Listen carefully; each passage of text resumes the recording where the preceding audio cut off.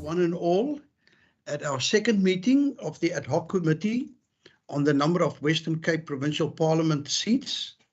Today is Wednesday, the 10th of August 2022. It's just gone 1 o'clock. And it is Andrikus van der Westhuizen that's privileged to be chairing this meeting. And again, thank you very much for the trust put in me. Honourable members, for the minutes, can I just ask that you quickly introduce yourself, and can I start first with our DA members apart from myself, if you wouldn't mind just quickly switching on your mic and just confirm your attendance at this meeting. Thank you. Ricardo Mackenzie. Good day, Chair. Wendy Kaiser-Philander. Kayla Murray.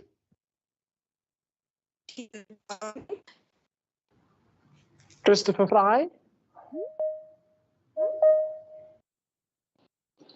Good, thank you very much. There was a voice that came through just before you, Honourable Fry. I wonder if that was Honourable Philander. I'm present, Chairperson, yes. Yes, thank you very much. Thank you, and I trust that the other members will still join us. Do we have members from the ANC online? Good afternoon, Chair. It's Derek America. Good, thank you. And can I just confirm for the record that you haven't crossed the floor, Honourable America? You're still... Not yet. Oh, wonderful. Chair. Thank you. We've got an alternate member as well. Good. Do we have any members from the ANC that have joined us today? Not yet. From the EFF? No. I thought I did see Honourable August's name. Honourable August, are you present? Thank you, Chairperson. Yes, I'm present. Thank you very much for joining us. ACDP? Freedom Front Plus? And Al Jamaa?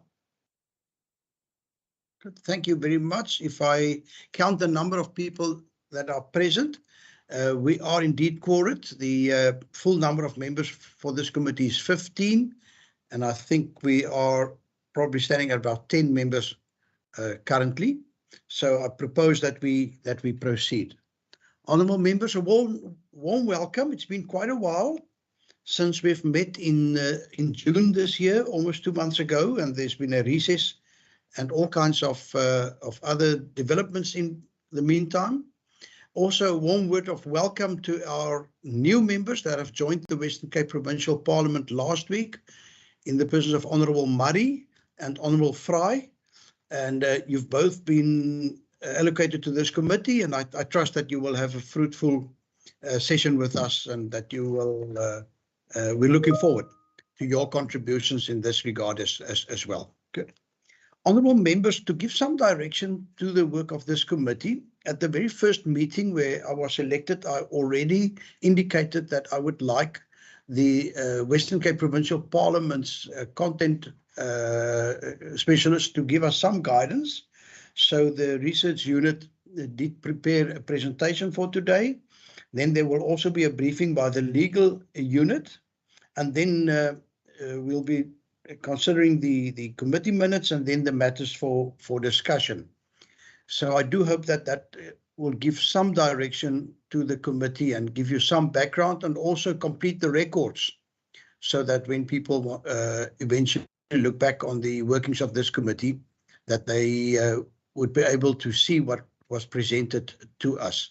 So, honourable members, I do see that, thank you very much for joining us, Honourable Murray. You're still muted, but we see you and we acknowledge your presence. I apologize to you, sir, and the committee for being a few minutes late. Good, thank you very much. And then I also would like to extend a warm welcome to our officials, both those that are going to present to us, but then a special word of welcome. It's not always that we have the Secretary of Parliament in a meeting as well. And welcome back in the country, Mr. Adams. And I don't know, Mr. Adams, if you would like to introduce the staff from the WCPP that have joined us this afternoon. Chairperson, good afternoon, Chairperson, and thank you very much, Chairperson. Thank you also, and good afternoon to the honourable members. Chairperson, maybe just a quick introduction from our research unit. We have the Senior Knowledge Management Officer, who's also responsible for research, Ms. Marone Nomdu. Her component will be doing the presentation on the research conducted. Then we have the Senior Legal Advisor, Advocate Leroux, who will then also be assisting with some input on the presentation for the legal component that has been provided. Chairperson, the other members present will then be the colleagues from the Directorate Parliamentary Support Services. The Director, Mr. Stimele, is also present in the meeting. With him, he has a few senior procedural officers. Mr. Vermeulen is in the meeting as the Senior Procedural Officer. We also have Mr. Mario Sussman, the Manager Committee Support, that is available. And then we also have Mr. Ridwan Babu, the Manager responsible for Knowledge Management. The other colleagues, Ms. Masintle and Ms. Wasima, is providing the secretarial support to the specific engagement. Thank you, Chairperson. Good, and thank you very much, Mr. Adams. And I take my hat off to you for remembering off the cuff the official designations of all the staff members. But please, staff, thank you very much for joining us. Without you, we would not be able to achieve what the mandate of this committee has been defined as. So thank you very much. If it's fine with you, I'm going to ask that we be briefed on the research. It has been circulated both in the form of the 13-page report, but I do know they've also prepared this as a presentation. And can I therefore hand over, I don't know if it's the senior or Ms. Lisa Del Carmen that's going to be presenting. Good morning, members. Good morning, Chairperson. I will be presenting. My name is Lisa Dalkami, and I am a researcher in the research unit. I'm just going to share the presentation, and then I'd like if the members could indicate if you can see the presentation. While we're waiting for your presentation, can I just ask, Ms. Wasima Ahmed Ahmed, have you received any apologies for this afternoon's meeting that you would like to record? No, Chairperson, nothing thus far. Thank you. Good. Thank you. So, Ms. Del Carmen, will you please proceed with your presentation? And Sure, I'll do that. Possible to put that into presentation mode so that it's slightly bigger on our screens? I'll just quickly have a look. Is it the F5 key? Yeah, I think it's probably because I've got two slides. I've got two screens open. What I'll do is I'll just the other screen, I'll just close the other screen if you don't mind, Chairperson. Problem? I'll just do that quickly.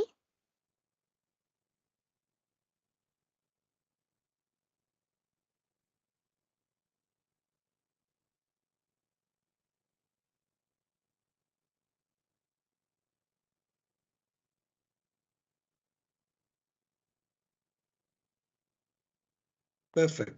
I'm just trying to share from my side to avoid any delays, and so that Lisa, you can have whatever notes open that you need, and then I will just control from my end. Are you okay with that? It's fine. Okay, so we're seeing Ms. Nomdo's screen, but it's nice and big, and we're on screen number 1. Please continue, Ms. Del Carmen. Okay, thank you, no problem. Thank you so much, Amaran, for that. So I'd first like to say good day to the members, and I'd like to thank you for inviting the research unit to your meeting and for allowing us to present the report that was drafted for the committee. Just importantly to note that the presentation will not cover the whole report. It will speak to the most salient points and information presented in the report, which will help guide members during the discussions and deliberations that are going to be taken place after all the presentations. So therefore, with that being said, the presentation outline, you'll see we will be doing an overview of the formulaic approach. It will also look at the application of the formula, so specifically looking at legislatures in South Africa. It will look at the challenge of using the population size. Then it will move on to looking at the application of the formula in terms of legislatures in Canada and Germany. And then it will also look at proposed alternative approaches that were requested by the committee that we look at to calculate seat numbers. So that being said, being population density, registered voters, and then we'll be giving some concluding remarks. Okay, so I'll start with the first slide, and there is no, I think it's important to note that there's no best practice for calculating the number of seats in legislatures or determining how many members there should actually be. However, the formulaic approach is seen as the most common and conventional approach adopted and applied by statutory public bodies across various countries and electoral systems for determining the number of seats in legislatures. For example, we know in South Africa, in Kenya, Canada, and then Germany, Australia, and New Zealand that are using this approach. The adoption and application of the formulaic approach allows for consistency, uniformity, and transparency, given that the information on population is publicly available and it's also based on credible data. The Western Cape, on the other hand, is exempt from this formulaic approach, and this is due to provisions in the provincial constitution, which prescribes that WCPP should have 42 members. Okay, so moving on to the next slide, we'll see that the formulaic approach uses population size to calculate the number of seats. So therefore, the standard would be by using a ratio of 1 member for every 100,000 citizens. We see on this table, it shows the population of South Africa in 2021, the current number of seats, the ratio, which is based on the current number of seats and the population. And then it also gives the number of seats that they ought to be based on the formula. Currently, the ratio is calculated by obviously looking at population and the number of seats. It is clear from the table that legislatures have proportionately, in South Africa, have proportionately fewer members representing its population. The deviation from the ratio is most noticeable in terms of Gauteng, the Western Cape, the KZN, and Mpumalanga. When applying the ratio, you will also see that the Northern Cape and Free State have more members than expected, based on the 1:100. So you'll see the Northern Cape, for example, has 1 member for 43,000. But this is due to the Constitution of South Africa that states that provincial legislatures may not have less than 30 and not have more than 80 members. In the table as well, you'll see that the number of seats based on formula, we'll also see that the Western Cape, if we base it on the formula, should have 71 members, which means additional 29 members should be added as well. But this is obviously based on the formula.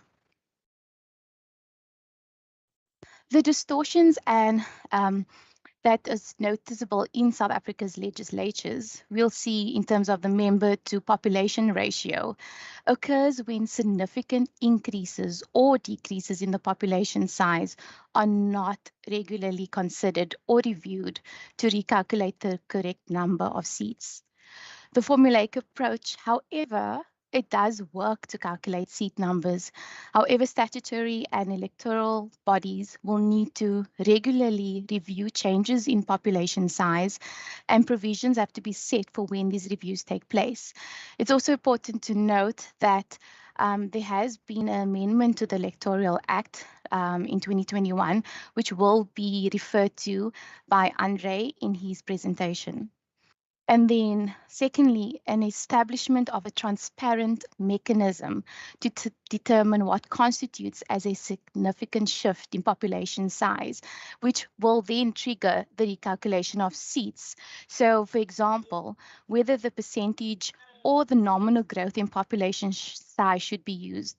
So it's important to note that a 25% growth, for example, in the Western Cape will significantly be different in nominal terms compared to a similar percentage growth in the Northern Cape, which has obviously less in terms of their population. Or should the number of seats be reviewed once the ratio reaches, for example, 1:110,000, 1:190,000. So there needs to be a mechanism in place to determine or to trigger when the number of seats should be, changed. If we move on to the next slide. So the next slide looks specifically at Canada. So you'll see in the table that it indicates the population, once again, of Canada, the current number of seats, the member to population ratio with looking at population for 2021 and seats for 2021. But then it also gives the number of seats that ought to be based on the formula. One can infer from the table above that the majority of the provincial or territorial legislatures have sufficient members serving their population. However, the table is also showing us, based on the number of seats that there ought to be, is that the actual seat numbers, there seems to be inconsistency with the 1:100 ratio. It is therefore maybe possible that they are considering other variables or factors when determining or calculating the number of seats, and not only looking at population, which has led to these inconsistencies. If we look at table 3, which shows you Germany's case, which also shows you the population, the seat numbers, the ratio, and the number of seats based on the formula. Here again, we see that Germany has proportionately more members, similar to Canada, serving its population compared to South Africa. However, when looking at what the actual seat numbers ought to be, it is also clear that there seems to be inconsistency with a 1:100 ratio. And like I said earlier with Canada, it's very much possible that there are variables or factors that they are taking into account other than population numbers. So moving on to the next 2 slides, we'll see that we do give an overview of the proposed alternatives that the committee has proposed that we look into. The first one is population density. We can see that population density helps determine the number of people or population within a square kilometer, and it can also be used to identify high density and low density areas. However, based on the current practices, members serve constituencies mainly based on region and not rather than the amount of citizens in a constituency. So, for example, there might be a member that serves a constituency that has 200,000 people versus a constituency that has 10,000. So it doesn't take into account the number of citizens when deciding on the number of seats for WCPP. However, population density can be used as a useful indicator to determine how many citizens are served by members within the constituencies, and then which will help determine the level of resources, for example, party political support, general resources, as well as support or administration or administrative staff from WC in terms of how many are required. So members working in dense regions may require more resources than those working in less dense areas. Then moving on to the next slide, which looks at registered voters. So using the number of registered voters to calculate the number of seats will ensure the number or ensure the members are accountable to the electorate. However, by only taking into account the number of registered voters, the population who are not eligible to vote, so for example, the population below the age of 19, are not considered, and therefore the entirety of members' workload is not factored in. But by regularly assessing the number of registered voters to assess whether it is increasing as the population size is increasing can help determine voter apathy and whether significant legislative resources as well as dedicated time is required in standing committee programs and constituency periods for civic education. So in our concluding remarks, it will just give obviously a summary of what the salient points of what we've highlighted in our report and presentation. So the adoption and the application of the formulaic approach is a common practice, and it does allow for consistency, uniformity, and transparency.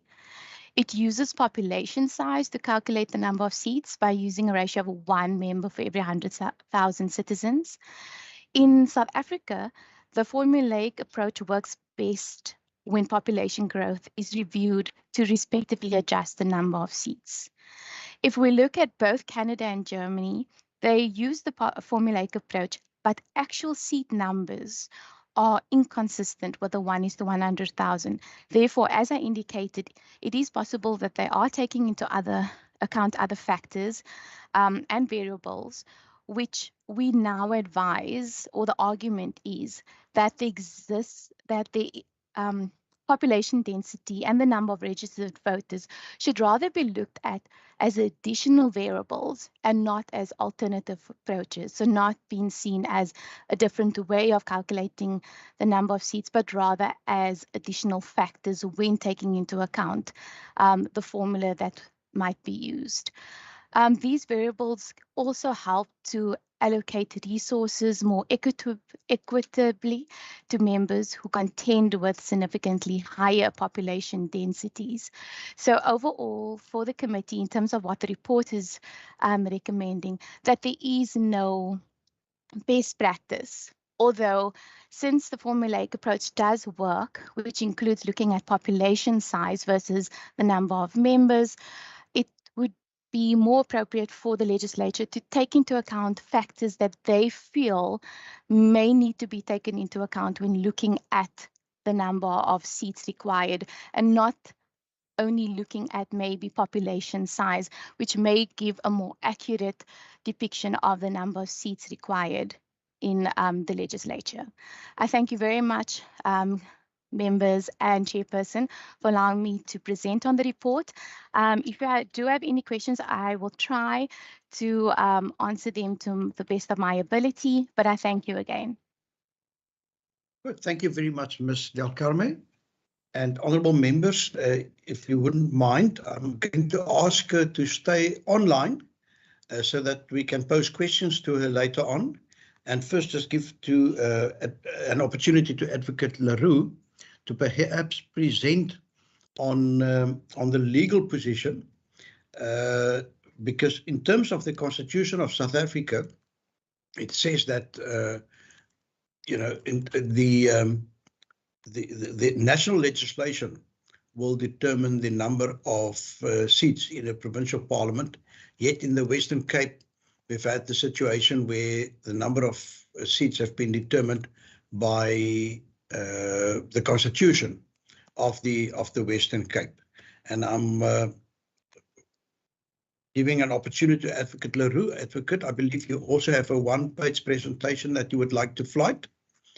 While you're preparing for that, may I also welcome the Honourable Said, the Honourable Bosman, and the Honourable Maran. Honourable Maran is an alternate member, but he has read the initial report with a lot of attention, and I don't know who his maths teacher was, but Honourable Maran picked up some calculation differences in the table with the ratios, and especially the growth in the population of certain provinces, including that of the Western Cape. So congratulations, and thank you very much for privately contacting me in this regard, Honourable Maran, so that we could sort that out. Good. Advocate Leroux, it seems to me that your presentation has grown. Great. Would you please take the floor? Chairperson, thank you. Yes, I decided this morning that I should maybe contextualize a little bit. So the slide presentation is now 6 pages. Okay. So firstly, to start with national legislation and the provincial constitution, I think what I decided to contextualize was my initial brief, or the instruction from the committee, was specifically to focus on national legislation as it concerns the other provinces. But I thought it will also be necessary to comment quite a bit on what the situation is in the Western Cape and why it is different to the other provinces, to understand the implications of the relevant national amendments maybe a bit better. So to give some history, on the 4th of February 1997, the Constitution came into effect. Section 105 sub 2 of the Constitution provides that a provincial legislature consists of between 30 and 80 members. The number of members, which may differ among the provinces, must be determined in terms of a formula prescribed by national legislation. So certainly reading that, that's a very strong indication that the number of seats is determined by national legislation. Section 143 sub 1 of the Constitution provides that a provincial constitution or constitutional amendment must not be inconsistent with the Constitution, but may provide for provincial legislative or executive structures and procedures that differ from those provided for in this chapter. So on the 17th of March 1999, after a process of public consultation, the IEC determined the number of seats to be allocated to each provincial legislature after the election in 1999. I will explain now what that determination was based on, and maybe just note as an aside that since 1999, the seats of the provincial legislatures have remained unchanged. So in about 23, 24 years, the issue hasn't been reconsidered. The IEC's determination was based on a formula in item 2 of Schedule 3 of the Electoral Act, which provides a formula for determining number of members of provincial legislatures. And long story short, what is provided for there is a formula of 1 seat for every 100,000 persons of the population whose ordinary place of residence is within that province. So that was the formula applied in 1999.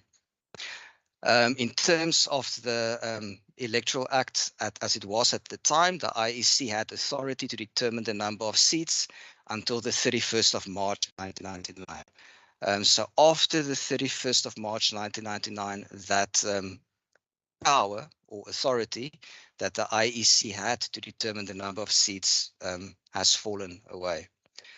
On the 16th of January 1998, the Western Cape's provincial constitution came into effect, and Section 13 of the provincial constitution determines that the provincial parliament consists of 42 elected members, which is still the case. It was not clear at the time whether the IEC's determination in terms of the national legislation or the determination of the provincial constitution should prevail. So the IEC designated 39 seats for the Western Cape in terms of the Electoral Act and the schedule to the Electoral Act.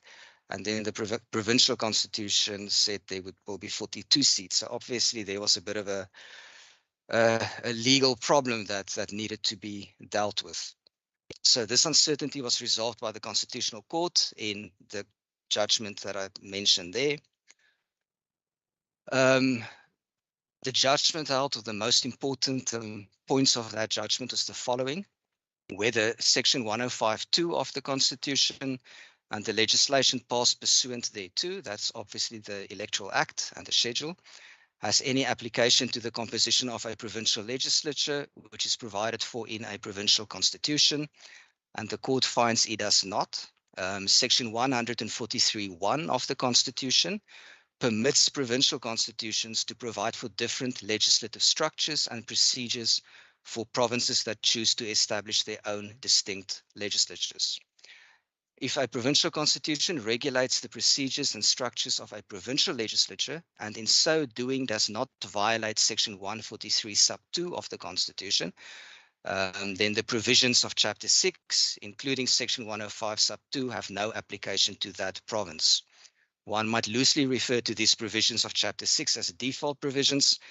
They provide the framework for provincial legislative and executive structures and procedures where none is provided for by a provincial constitution. If Section 105(2) has no application, then neither does any legislation authorized pursuant thereto. And then in paragraph 10 of that judgment, once a province has determined its own legislative structures in terms of Section 143, such structures cannot be altered by national legislation. I could add, maybe to summarize, that in short, what the Constitution says is that the substantive provisions in the Constitution, by which I mean the national Constitution, cannot be altered by a provincial constitution, but generally a provincial constitution can determine different structures, executive structures and procedures.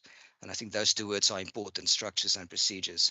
And I'm sure the members are aware that in terms of the provincial constitution, for example, we refer to ministers, where the national constitution refers to yes, we refer to ministers, where the national constitution refers to MECs. There's small differences between the national constitution that requires the appointment of a deputy speaker and the provincial constitution that does not. So all those matters that the provincial constitution can legitimately provide for relate to structures and procedures. For example, with the money bills, if the substantive meaning of a money bill changes in the national constitution, then technically the provincial constitution must reflect that, because that's a substantive matter. There are, in summary, therefore, two ways in which the number of seats in a provincial legislature can be determined. The first one is in terms of a provincial constitution, where that constitution makes provision for the legislative structures of the provincial legislature, as is the case in this province, but also in terms of national legislation pursuant to Section 105 sub 2 of the Constitution for provinces that do not have provincial constitutions. So in short, the judgment upheld the provincial constitution's determination that the number of seats in that provincial legislature, well, in this provincial legislature, is 42. And that is still the case, and that would still be the manner in which the number of seats of the Western Cape Provincial Parliament will be determined. Then the last slide. The Electoral Laws Amendment Act is important here. It came into effect on the 27th of August 2021. And in part, it makes certain amendments to Schedule 3 of the Electoral Act. And maybe I can just quickly show this to the members. Up until 2021, Schedule 3 of the Electoral Act, Item 3 sub Item 1 read that, pardon, the determination of seats contemplated in items 1 and 2 must be completed by the Commission not later than the 31st of March 1999. Now that has now been removed from the Electoral Act, and it now reads, must be completed by the Commission before every election, and the Commission must publish such a determination in the prescribed manner. So if one looks at the Electoral Act as it reads today, then one can see here in Schedule 3, this is the Electoral Act as amended in 2021. One can see that it refers to the formula, firstly in Item 2. It remains unchanged. It is the same formula of 1 seat for every 100,000 of the population. The only thing which has been amended is that now the IEC is empowered to determine the number of seats according to this formula before every election.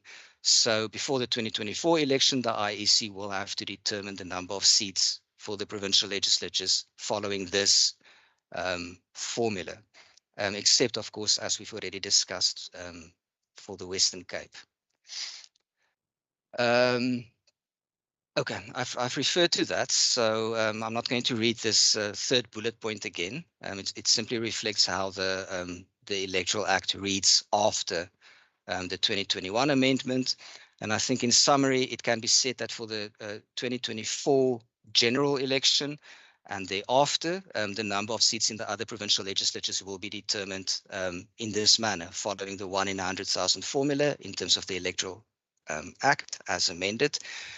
So I think it might be important to observe that whatever this legislature decides as far as the number of seats are concerned, the other legislatures, provincial legislatures, will have already been, the seat numbers will be changed in 2024 in accordance with the Electoral Act. Chairperson, that is my input. Thank you.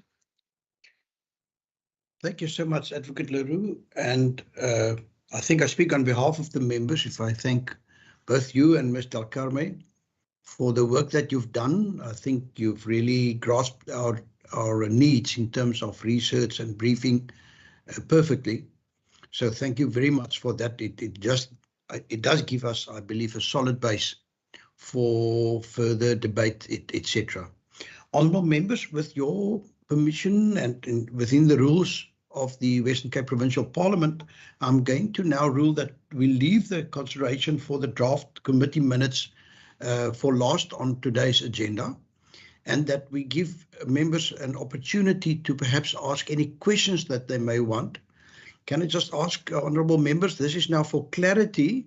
I think if you would allow me, perhaps we must not yet put our positions or the positions of our various parties, but if we could first just concentrate on the asking of questions, not making speeches, asking of questions and trying to get to grips with the content and perhaps the implications of what has been presented to us here today.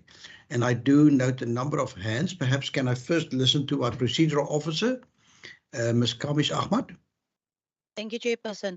Chairperson, you requested that the Parliamentary Support Services also do a presentation, and it was, they have confirmed and we added it to the agenda. So Mr. Semele has prepared something and the presentations were shared. So I'm not sure if Chairperson is going to allow Mr. Luba to, Mr. Semele to present after the questions and answers. I just wanted to bring it to your attention. Thank you. Thank you. Thank you very much. I'm then obviously then sitting with a prior issue of the minutes, sorry, of the agenda with me. And thank you. That is why we have procedural officers to help our chairpersons stay on the right track. So Honourable Mackenzie, Honourable Murray, if you wouldn't mind, please keep your hands raised, but I'll then give over to the administration to do their presentation before we go into questions. Thank you, Ms. Kamish Ahmad.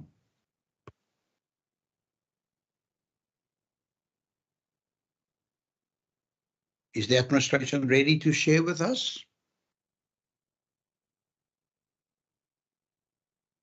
Chairperson. Yes, Chairperson, we are ready. I just want to flight the presentation. Thank you. Please do. I'm not sure if my presentation is visible. Yes, indeed. You can proceed. Thank you, Chair.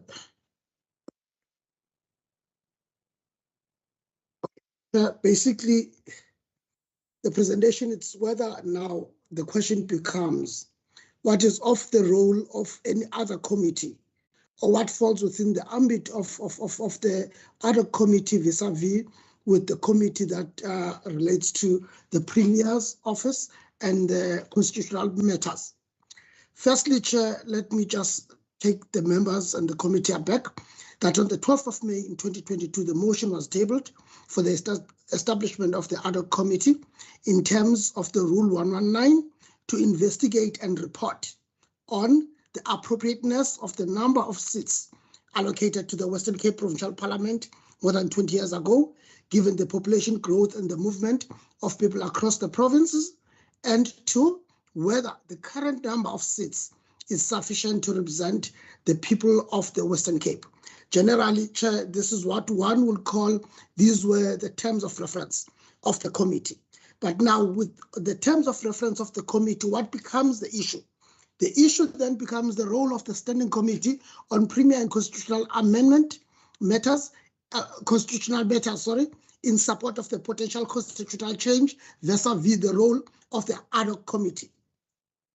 Our standing rules in terms of Standing Rule 119 states the following: if an ad hoc committee is appointed to carry out a particular assignment specified in the resolution appointing it or in the Speaker's decision in terms of which it is established, continues until it has completed or has been discharged from its assignment with the permission of the Speaker, may conduct its business while the House is in recess, and in such event report in an ensuing sessions. And D, has in addition to any relevant powers referred to in Rule 91, the power necessary for the carrying out of its assignment and the specified in the resolution appointing it or in the Speaker's decision in terms of which it is established. And lastly, in the case of urgency conferred upon it by the rules. Now, the question becomes, then what is it that the committee can do and cannot do? Clearly, based on Rule 119, Chair, now the ad hoc committee can only do what it is within the terms of reference, which is in the terms of the references to consider the appropriateness of the number of the seats allocated to the Western Cape Provincial Parliament. Secondly, whether the current number of seats is sufficient to represent the people of the Western Cape. Having done so, then it can take its resolution, draft its report, and table it in the House. Having the House considered it, and the House feels that there is an other step to be taken, which is maybe the constitutional amendment that is needed, then such will be referred to that committee, because what the ad hoc committee was established to do, it would have done it. So it will only confine ourselves within the terms of reference that the committee was created for. Thank you very much, Chair. That's short and sweet as that. Short and sweet indeed. Thank you very much, Mr. Stembele. Honourable members, I've given you an opportunity to raise your hands and to indicate, whether you would like to pose a question. And the first to raise his hand was Honourable Mackenzie, and then he will be followed by the Honourable Murray. Can I again just reiterate, please ask your questions now on the presentations that we've received. And then also Honourable Maran, and then Honourable Sayed. Thank you, in that order. Thank you, Chairperson. On the first presentation, I just want to get a clarity on the 100,000, as we've seen, was obviously applicable to all legislation. What did the research team, or can they consider going forward as part of new resolution, look at the other determinants for increasing seats? Because as we've seen, if we use the 1 to 100,000, I mean, we're going to sit with, if national applies, for example, let's say a formula, we will have 70 seats. If Gauteng apply the same formula, we've seen the results, and that is not sustainable, and rightfully taxpayers will hit us for a 6. Can they look going forward, Chairperson, at not only geographic, but the number of members or the size of the province also? Because we know some of our outlying areas is quite big, whether versus Gauteng is quite small, obviously, so you can get to places sooner. Going forward is one of our recommendations. And the second recommendation would be, can we ask the IEC to come and do a presentation on where they are with the new act, particularly on that portion on increasing the size? Those are the two things I'd like to, because of the presentation is fairly self-explanatory, but I'd like us to consider those two things. Thanks. Thank you very much. Honourable Murray.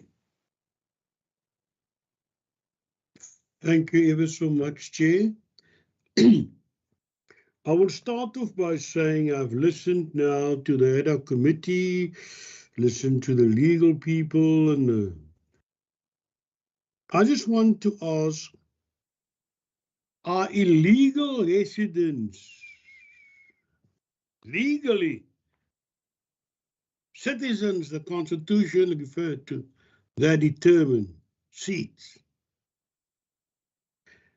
You must remember, if illegal residents are excluded from the definition of citizens, then the question would come, are we legally bound to deliver services to illegal residents from our budget based on citizens only? And the number of MPs, it's only determined how much citizens they serve. Are citizens and residents interpreted legally as having a direct effect on the number of seats or not? And if not, are MPs required to serve informal settlements if that mostly comprises illegal residents that is in the country? And, and the legal people must ask me, because this affects our budget. And then I would like to know, you only mention examples from Canada and Germany. Those are developed countries. Why do you compare an undeveloped country like South Africa with developed countries in terms of how many MPs are required to service the people? I don't know if MPs in Canada and Germany have housing problems and squatting problems and electricity shortages and all that water problems that MPs must see to on a daily basis. So why would you go to Canada and Germany to look for examples as how many members are required in Parliament to service these communities? And then I want a formulaic approach.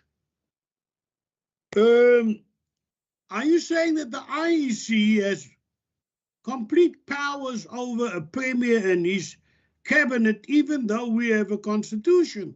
What gives the IEC powers over the Western Cape's constitution in terms of determining number of seats?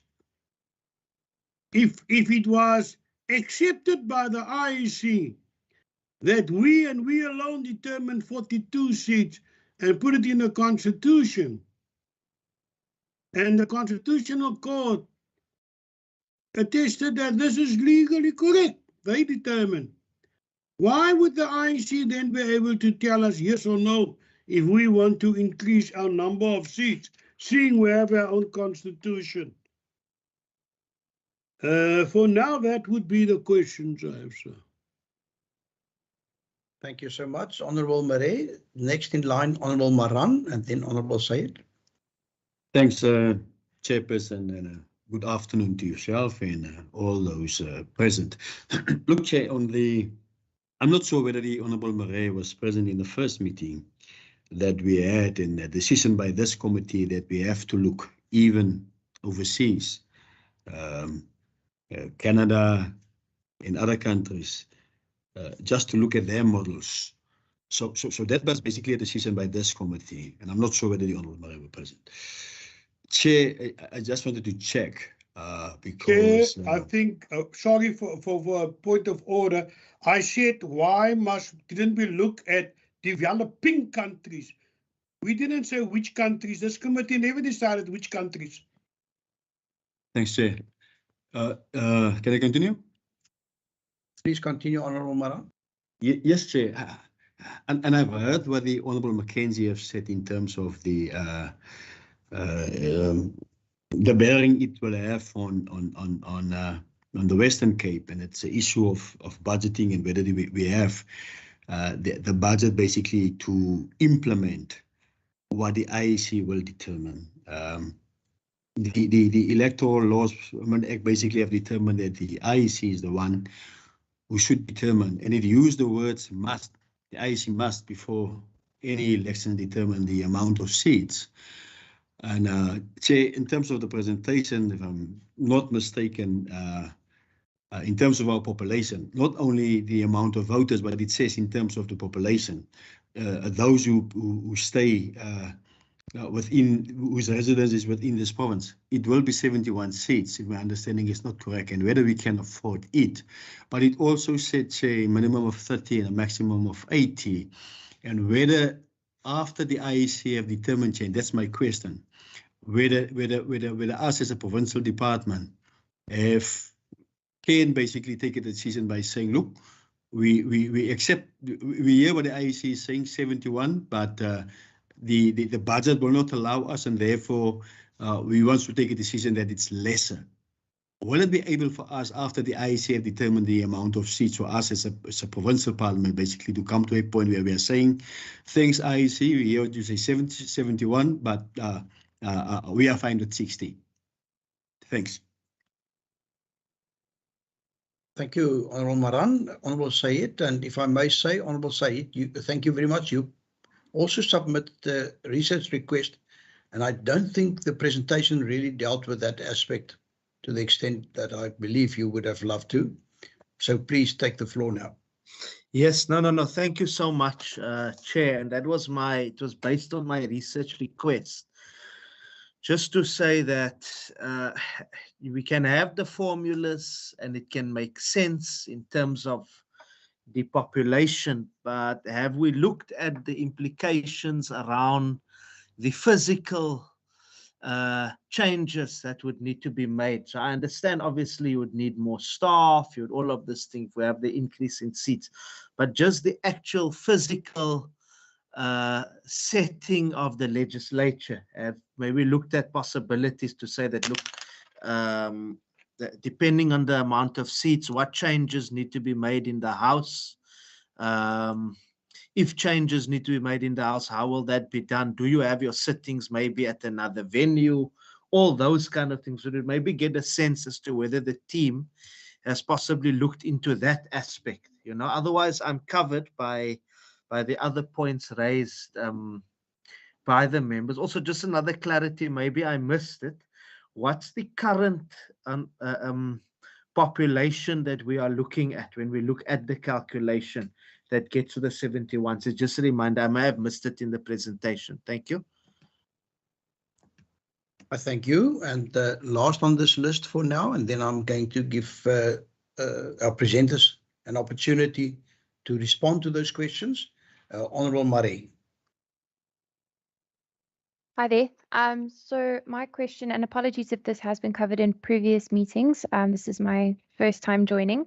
But my question is kind of around the nuts and bolts of our political or electoral system. So we of course have a PR or party list, party representational system in our country, rather than a majoritarian one.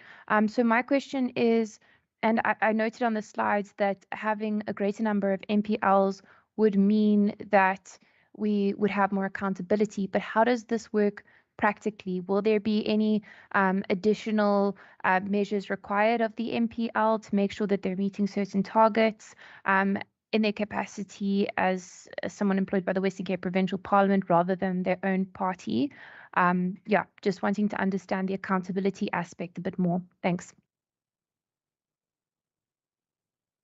Thank you. And if I may just throw in two quick questions. The first one is, Advocate Leroux, does it mean that with the Western Cape Constitution being able to determine that number, that we would eventually in future with continued population growth, perhaps even be able to exceed the number of 80 as per the South African Constitution?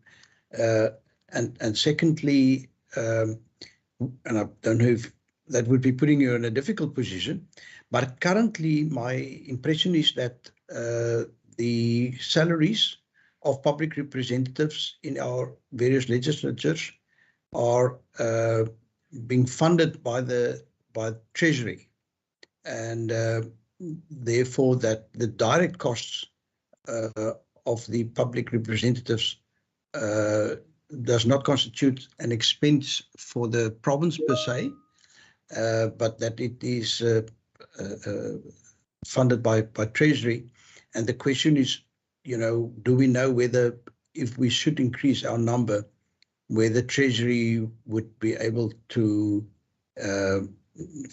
just, you know, absorb that, or would there be other limiting factors whereby Treasury would be able to say we can only fund a certain number of public representatives from a particular province?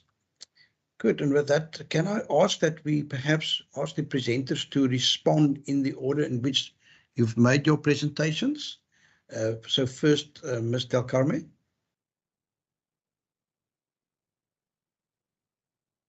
Thank you, Chairperson. I will try and answer the questions to the best of my ability. If not, I will also pass it on to my senior or to the manager. Just in terms of if I go, I'll start from the end in terms of Member Said. He asked about the implications. We did attempt to do a study on the implications, but given the time that we were provided with, we could only obviously provide members with what was available to us. We do believe a thorough assessment needs to be done on the implications. We got some figures from people management and finance in terms of what it would cost for additional members, chairpersons, as well as enabling allowance that is paid from WCPP's vote. We obviously know there are certain things that will need to be done in terms of infrastructure, in terms of, maybe the chamber being extended, and then obviously offices, and then obviously support staff. In order to get a better understanding of the financial and infrastructural implication, we will need to have a thorough assessment done by all sections that may be affected by increasing the number of seats. If something needs to be done and if member would like that to be done, then like I said, additional assessment would need to be done in all the sections that are affected. Then in terms of the countries that Member Murray also indicated, and I do understand his concern in terms of looking at developed, undeveloped countries. It's also based on what information is available. I know in past research reports, because we've actually been touching on this since 2013, we've had a look at certain countries, and then certain countries were also looked at in reports conducted or drafted by Andre, and then also proposed countries as well that is given to us. We looked at Germany as well as Canada, just solely based also on the information that's available. If more information is required on a developing country, we can try and find more information on a developing country, but we have looked into a country as Kenya as well. But Member Murray, if that is a recommendation and you would like us to look at other developing countries, we're also happy to do that.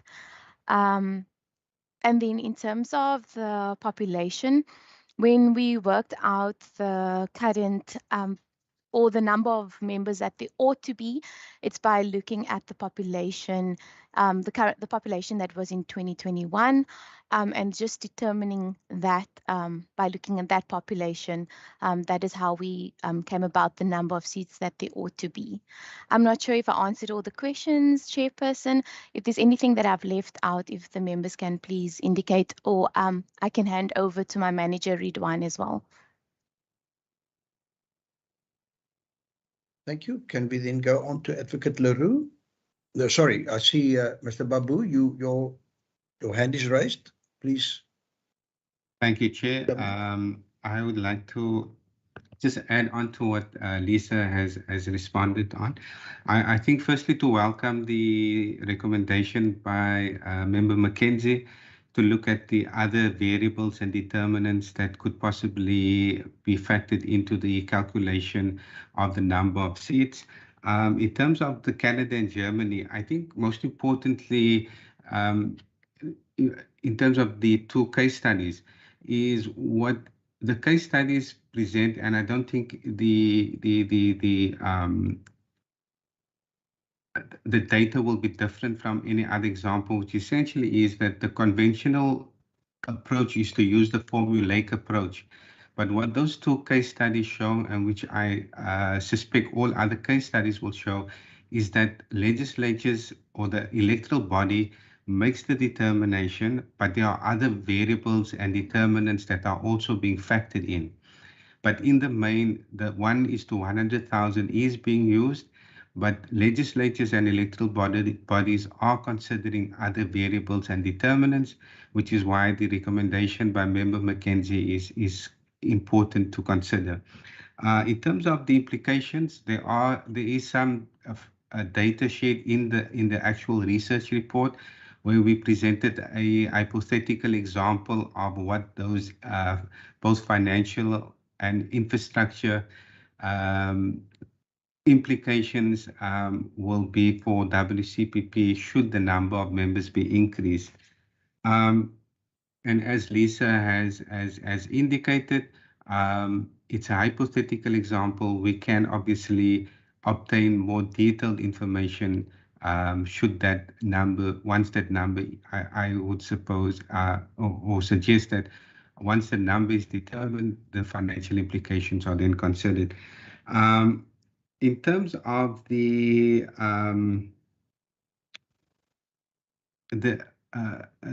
question on accountability, perhaps we should have phrased it differently, but essentially what that is arguing is that where registered voters are essentially, when the calculation is based on the number of registered voters, there is a potential for members to essentially focus on those particular areas, constituencies, geographic spaces where the number of voters has been garnered for that particular public representative or that political party. And so the link, what we are basically arguing is the link between those who vote and those who represent, that link is more explicit and the relationship is more identifiable. And so the kind of the work of the members can potentially is more emphasized or focused on those particular constituencies where those votes have been garnered. Perhaps we could have phrased it differently, but essentially that's the argument that's being posited. With that, Chairperson, yeah, that's the sum total of my input. Thank you. Thanks so much. Advocate Leroux, over to you. Chairperson, thank you. I'm just going to jump between some slides when I answer the questions. I think I've identified, 5 questions. And the first one by Member Marais, and I'm not quite sure to what an extent it is relevant, but I'll just quickly speak to that. The issue of illegal residence, etc. I think as far as the Electoral Act is concerned, the criteria is the population, whose ordinary place of residence. So that's simply such people as are ordinarily resident in the province. That would be the criteria. It doesn't speak to citizenship and other variables like that. So that's firstly on that point.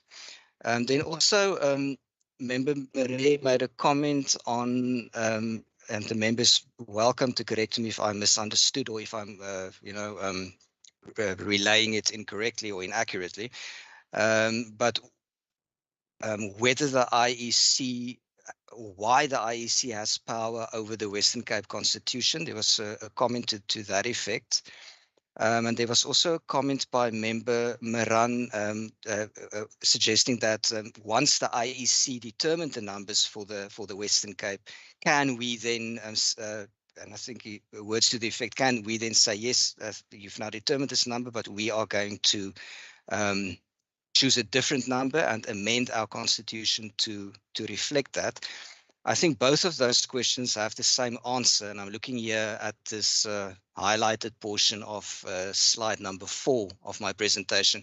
And I think the court was very clear here, where it said that once a province has determined its own legislative structures in terms of Section 143, such structures cannot be altered by national legislation. So I don't think there's any question at all that the IEC can determine the number of seats in the Western Cape. That's just not legally competent for the IEC to do.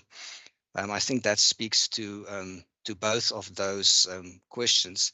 I must admit that I'm a little bit concerned. I think it may be a good idea to engage with the IEC, because I'm not sure whether the IEC 23, 24 years after this judgment is aware of the implications of this particular judgment. It might be useful to just have a conversation with them, because what happened in 1999, in fact, is even though there was a provincial constitution, the IEC nevertheless made a determination, and I think that should be avoided. And then on the chairperson's questions, I must say the question on whether we can technically exceed the 80 members maximum is a really, really interesting question. And if the chairperson would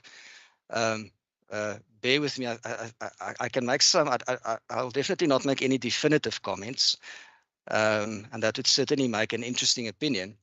But I mean, certainly if I look at what the Constitutional Court said here in paragraph 9 of that judgment, and I'm reading here, let me just see what would be. One may loosely refer to these provisions of Chapter 6 as default provisions. They provide the framework for provincial legislative and executive structures and procedures where none is provided for by a provincial constitution. If Section 105.2 has no application, then neither does any legislation authorized pursuant thereto. Now, if I read this, and it seems to me as though that means that a province with its own constitution could exceed the minimum and the maximum numbers here. But as I say, that was not before the court. So it's an inference I'm making from what the court said on what was before it. But it certainly seems as though that might be a possibility. So that's on that point. And then the chairperson also raised questions on Treasury and whether the Treasury can absorb the additional cost, etc. From my side, and maybe it's a lawyer's answer, but in terms of the Electoral Act, there is a law that requires that the determinations be made. That is what the law requires. And Treasury will, I would think, will have to find the money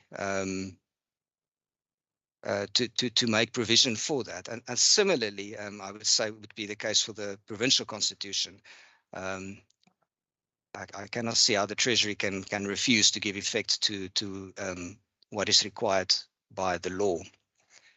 Chairperson, thank you. Those are my comments.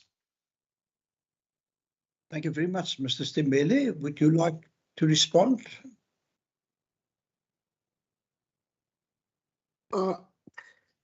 I'd hope that the secretary would respond, but safe to say, if the committee, having looked and recommended that indeed there is an increase, and in an event that therefore we don't have enough sitting space for sittings, probably it will be safe to say for now, as things stand, we'll have to devise a mean of keeping the hybrid sitting model as it is, so that the parties will know, as per the allocation of the sitting space inside the House, how much members will be allowed on a sitting day to come and sit in House, and how much of those will be allowed to be on the virtual platform, so that it can be easily coordinated. But as things stand, we may not have enough space within the House for the sittings, but then there always be a plan that can be made if the committee has come to such a conclusion. Thank you, Chair. Good. Thank you very much. Thank you, Mr. Stimele. I do see a number of follow-up questions by the number of hands being raised. And first to the Honourable Murray. Thank you, Chair. Chair, if I can just ask as a recommendation that there be further research on how increasing the number of seats has resulted in increased accountability and representation in other states as well. Also noting Member Murray's comment about us looking at comparatives in developing countries. Thank you. Thank you, Honourable Murray. There will be an opportunity later on for us to propose resolutions. If you wouldn't mind just holding on that one, or making a note of that, so you can just remind us when we get to the resolution phase of this meeting. I'll appreciate that. Honourable Maran. Thanks, Chair. And I fully support that. Basically, what the Honourable Maria said, that there should be research, but also, as you indicated, we will have when it comes to resolutions, Chair, especially in the light of the view of Advocate Leroux. And he basically used what happened in the past where the IEC have determined, say, 39 seats and the provincial parliament decided on a number of 42.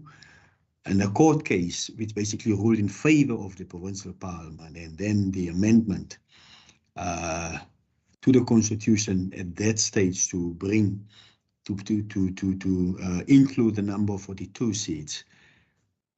His view is that the IEC cannot determine the number of seats for the Western Cape, and therefore it's the prerogative of the Western Cape, as per the provincial constitution, to determine that number, and then also then to amend the constitution to add the number, what it will be.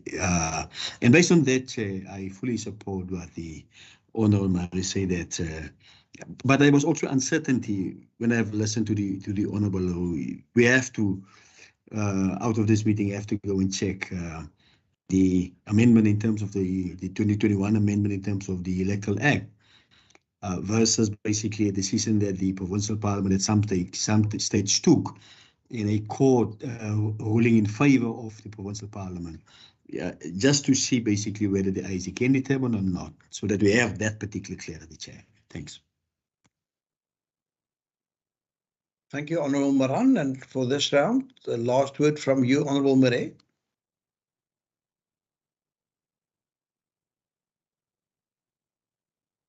Honourable Murray.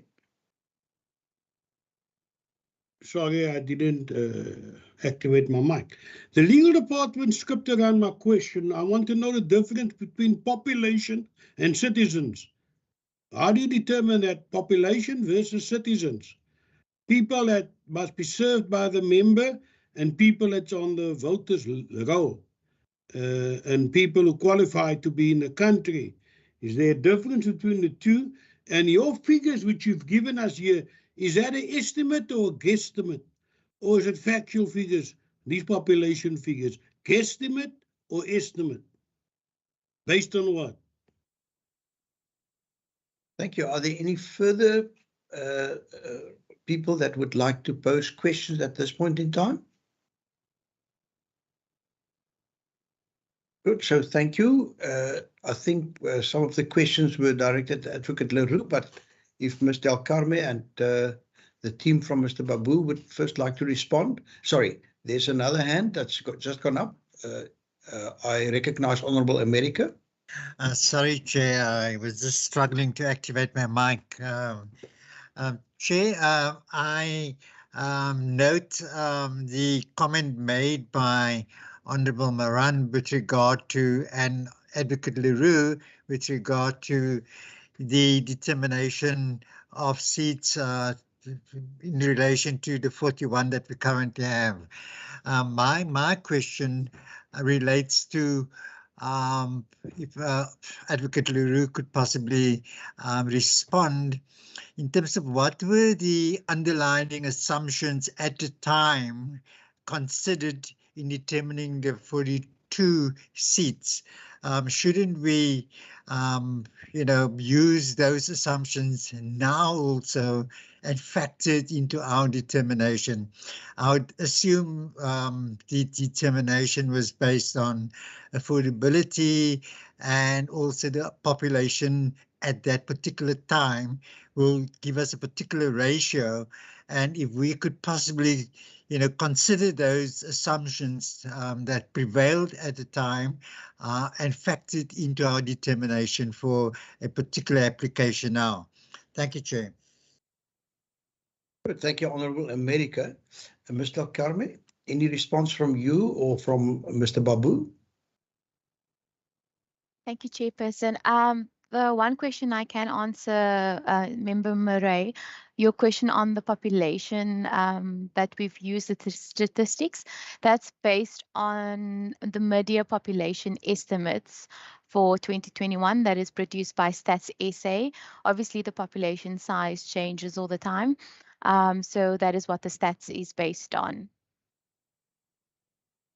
Thank you very much. Advocate Leroux, there were a number of questions coming your way. Chairperson, there were two. Member Murray mentioned the issue of the citizenship, etc. I'll just comment on that briefly. I think if one looks at the Bill of Rights, for example, one just needs in the Bill of Rights, there's often distinctions between who rights are bestowed on. So rights are bestowed generally on persons, all persons, everyone. The Bill of Rights uses the word everyone quite a lot. Everyone has the right to this, that, etc. So, and it's similar with legislation. So it's no simple answer. One looks at what on who the law imparts certain entitlements. It's only in a very limited number of cases, I think sections 19, 20, and 22, political participation, etc., where the Bill of Rights, for example, would say citizens have the following rights, etc., etc. So it really depends on what the empowering law determines. Bill of Rights generally, public office bearers, if it says everyone has the right to X, Y, Z, to equality, freedom, dignity, etc., then that means literally everybody in the country, whether they are citizens or not citizens. So I think that, well, I hope that responds to that question. And then Member America, on the issue of why 42 members, I think that's a good question, and I have absolutely no idea why the decision was made 42 specifically. And maybe it would be a good idea to see whether I don't know whether we can, but whether we can find some sort of record of what that number, how that number was determined. That could be quite informative, but I do not know the drafters of the provincial constitution at the time. I don't know what informed that specific number. Thank you, Chairperson.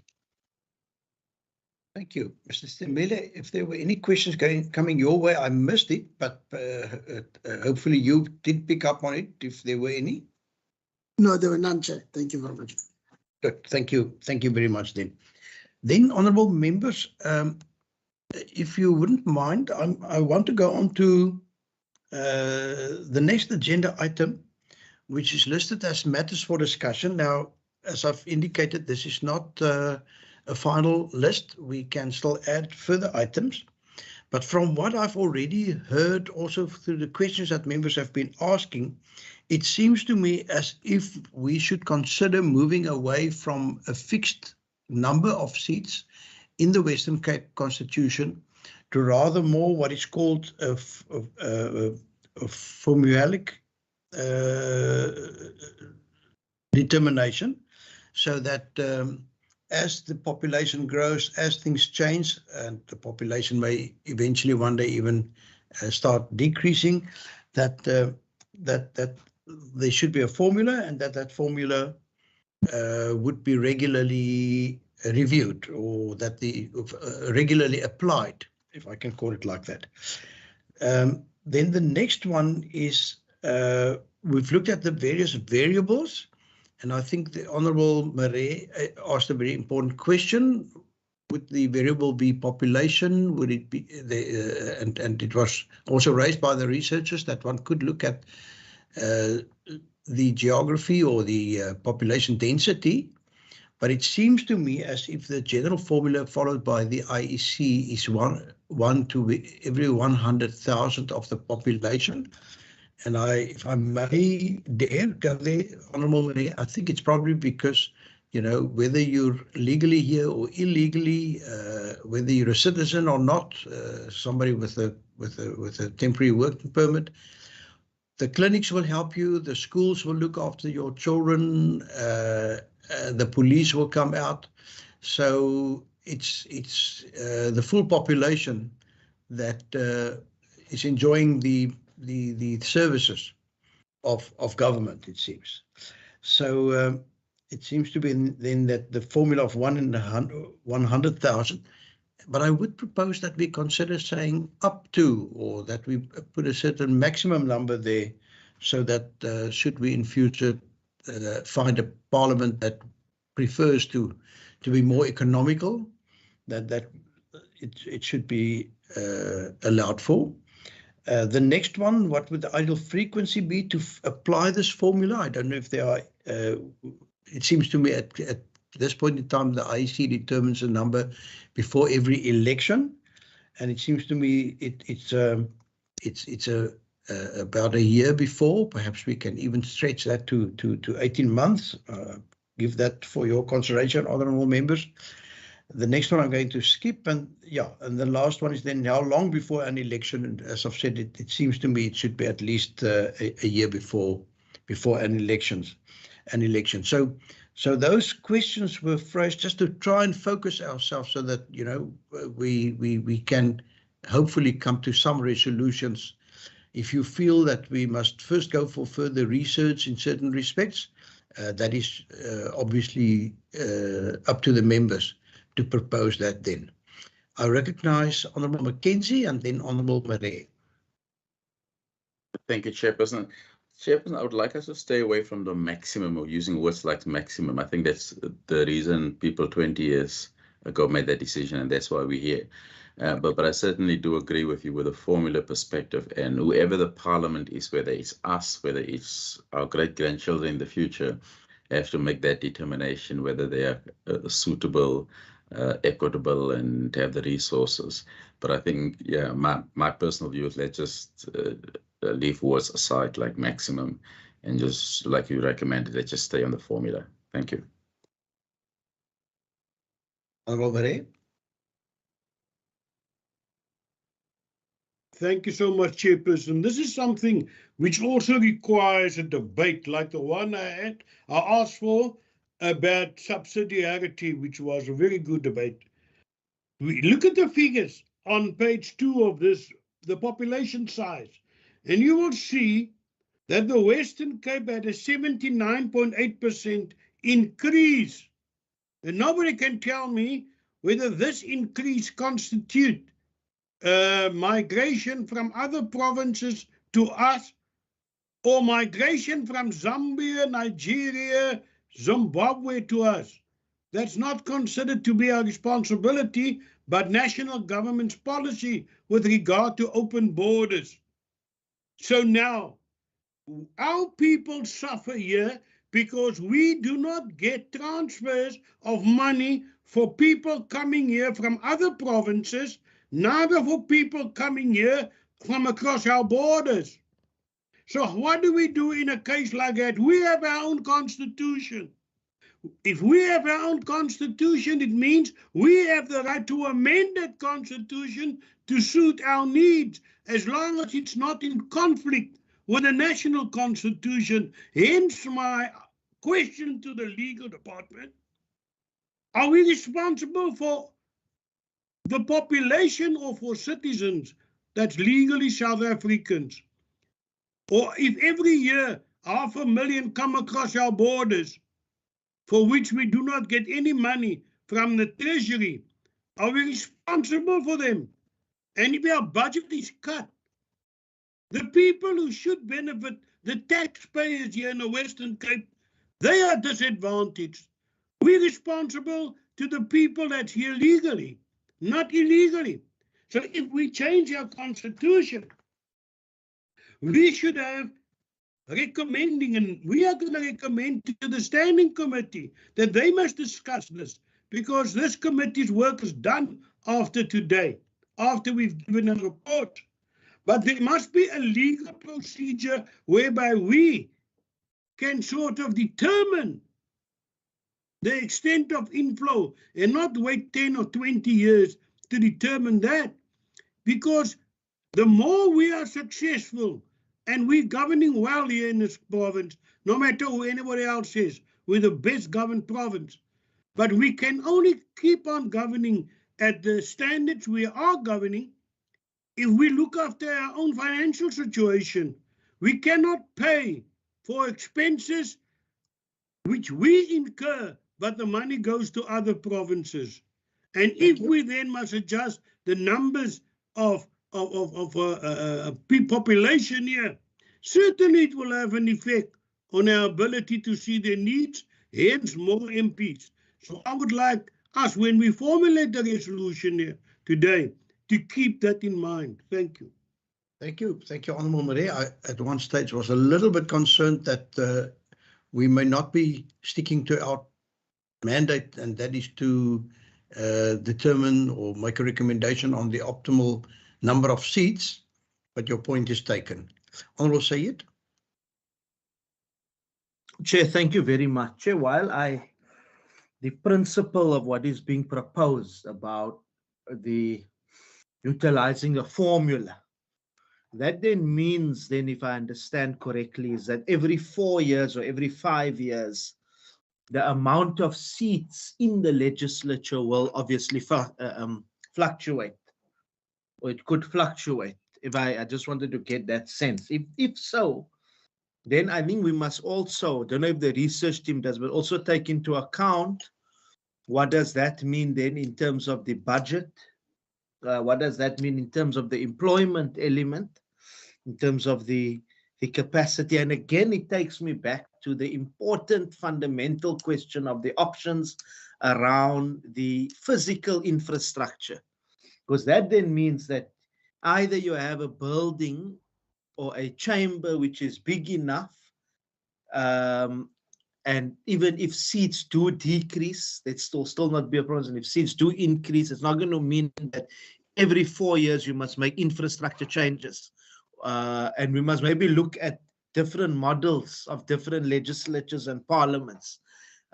Maybe we feel that where we are sitting, it feels as if we are having our own desk. Maybe that must be taken away and we sit like how they sit in the UK, right next to each other. You know, there's different things that we need to look at, especially with this particular model, you know, saying that we're going to look at the formula. Whereas if we look at a set amount of seats, look, well, then you'll know, okay, these are the amount of seats. This is the amount of space we need. This is the amount of more offices that we need. And also bear in mind, a member, that I'm not sure, maybe one of the staff can indicate, or officials, is the Western Cape Provincial Legislature not a heritage site? Given that it's a heritage site, are there not certain restrictions in terms of what kind of infrastructure development can take place with regards to it? Also look at the option of possibly maybe having sittings in different venues even, you know. So there's a lot of things. I understand we're in the era now of the hybrid, but I'm sure there's going to come a point where that hybrid may also be phased out at some point. Thank you. Thank you, Honourable Said. I see Mr. Babu's hand. Thank you, Chairperson. Chair, I think importantly is to kind of again impress on the committee what the research indicated, which essentially is the formula is the conventional approach. It works well in South Africa. It appears as if the IEC only uses the formula without including any other variables. What was challenging was that the IEC did not regularly review changes in the size of the population. And what Member Marais has indicated, it's important to define what we understand as being the population. Equally important is that although there has been an amendment to the Electoral Act to say that before each election, the IEC will review the population, the changes in the population. What the Act is silent on and what there is no further detail on is what will constitute a significant change that will trigger a review of the number of seats. So that detail is also not available or is not in the public domain. So it's an important consideration in addition to what Member Marais has raised about what we define or who we define as being the population. Thank you very much. Thank you. I think Advocate Leroux is burning to come in here. He actually referred to the fact that many of the rights are extended to everybody in South Africa. But Advocate Leroux, if I'm not mistaken, you also indicated that before every election, the IEC will in future do a recalculation. Please come in and help us. Yes, Chairperson, that's not why I put up my hand, but on your last comment, that is the case. The Electoral Act as amended will have the effect that the IEC will determine the number of seats of the provincial legislatures before every election. So it will happen in 2024, 2029, and so on and so on. So that's in terms of the Electoral Act. Chairperson, if I may, there are two other issues, or maybe a comment I wanted to make, and then maybe also something I think maybe the committee could benefit from, also considering that as an option, if I may. I think the first, assuming that legal support will probably support the committee with whatever drafts need to be done in terms of amendments, I'm just practically thinking about when the committee talks about a formulaic approach, I am concerned whether it is intended to amend the provincial constitution for the provincial constitution itself to refer to a formulaic approach, because I'm not sure that that would be a desirable way of doing that. I mean, it's perfectly fine to say let's follow a formulaic approach and then amend the provincial constitution, but whether that kind of detail should be provided for in the provincial constitution, I think is maybe not the best way to do it. But I'm not saying we shouldn't do it. I'm just not sure that that is the way to go. I would suggest maybe then follow a formulaic approach if that's the committee's decision, and then amend the provincial constitution to reflect the outcome of that process. Because incorporating a formulaic approach into the provincial constitution itself will then also remove a measure of flexibility. It will mean that that approach will have to be there will be an obligation to follow that approach. But maybe, Chairperson, more specifically, what I wanted to suggest to the committee for its consideration is there's a lot of focus on amending Section 13 of the provincial constitution to change the number of seats. And that is certainly one option that this committee has. That's one thing that we could do, is to amend Section 13 to read that the legislature will have 55 or 60 or 70, however many members the committee ultimately decide. That's the one option. The other option, which I think the committee should consider, and I think there's some serious benefits to doing that, would be to repeal Section 13. I think that is something that this committee can think about, because if Section 13 is repealed, and if the provincial constitution does not provide for the number of seats in the province, in the provincial legislature, then in terms of the judgment we discussed earlier, then the determination by the IEC will determine the number of seats in the provincial legislature. So it's only when a provincial constitution provides for that national legislation will not apply. If the provincial constitution does not provide for the number of seats, then the national legislation will apply. Now, doing that, I think, could have various benefits, but I think firstly, and I'm not going to move into the area of policy. Some members may consider some of the benefits less persuasive than others, but certainly it will promote uniformity in the sector between all the legislatures. So we, as a legislature, we will not need to determine our own formula. The formula that has been determined in terms of the Electoral Act will then apply. It will apply equally to us and all the other legislatures.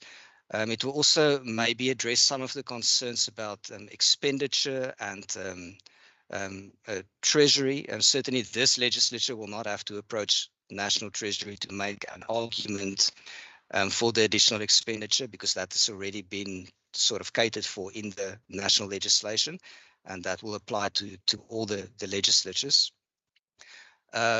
It will also then mean that for this legislature, there will be an automatic review every term. So before every election, in terms of the Electoral Act, there will be a determination by the IEC that will then apply to this legislature.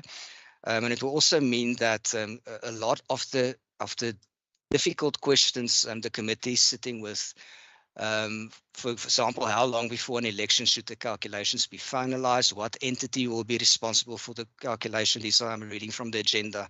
All those questions as to how to implement this, how to determine the formula, when must it be done? All those kind of things is then already catered for, provided for by the Electoral Act, which will then apply to the number of seats in this legislature. But also importantly, because we have a provincial constitution, we can always, in the 7th term or the 8th term, get to a point where this legislature feels that we do not want the seats to be determined by the IEC, and then one can simply do a constitutional amendment to provide for the numbers again. So it's not as if one now opts out and repeals Section 13, one cannot in future reassert that power to determine the number of seats for this legislature. So I'm just thinking that's the one option. Option A is to amend this section to change the number of seats. But option B, and I think there's a lot of practical benefits to doing this, is to repeal Section 13. And then for this legislature to, so I use the word benefit, to benefit from the same processes that has now already been provided for in the Electoral Act. Thank you, Chairperson. Thank you, Advocate. And Honourable Moran, the floor is yours. Thanks, Chair. Listen carefully to what the advocate is saying. I just wanted to check, Chair, that for us to look, according in the advocate, according to him, is clear that the IEC cannot determine the number for us, and therefore the province can decide for themselves. Now, for us to change the constitution, to amend the constitution, we need a certain number. And if you fail to get that number, you will be stuck by the 42, even if you want to increase. So I just wanted to check, and he also suggests maybe that we have to look basically at Section 13 of the Constitution, whether to repeal or to amend and allow basically the IEC to determine that particular number. Also was saying this so that we have uniformity. In the Constitution's current form, which determined 49 advocate, without the amendment as it reads now, can we still opt for the IEC determination, which says 1 per 100,000? I just wanted to check with you on that. I wouldn't like to respond, but perhaps Advocate Leroux would like. Chairperson, if I understood the question correctly, I mean, at present we have a provision in the provincial constitution that determines the number of seats. That being the case, it is the provincial constitution. The IEC cannot determine the number of seats. But certainly, I mean, this legislature can decide that it wants to follow the 1 in 100,000 formula, and then amend the provincial constitution to reflect that. I think that would be 71 or 72 members, and then the outcome would be the same as it was with the IEC determination for the other provinces. If I understand the question correctly. Thank you, Honourable Moran. Chair, yes, the advocate have responded properly to my question, whether we can opt, and if we opt for the IEC's determination, 1 per 100,000, we then have to amend our constitution to include that in our constitution, other than the 42 that's currently there. Thanks. Yes, thank you. And I think that is because there's a general feeling that we need to review the current section of the Constitution that we have this at our committee. Thank you. You can lower your hand then, and then it's Honourable Murray and then Honourable Mackenzie. Thank you, sir. This is an interesting point. I'd like to know from Advocate Leroux, that provision about how many seats you have per 100,000, is that enforceable, or is it just permissible? You know, do they allow it, or is it enforceable? And if it is enforceable, That means it becomes a direct right which we can exercise, and we can amend our constitution and have 71 seats, like you propose. I wouldn't think that we should repeal Section 13. The Western Cape is in a process of acquiring more powers, not losing any powers.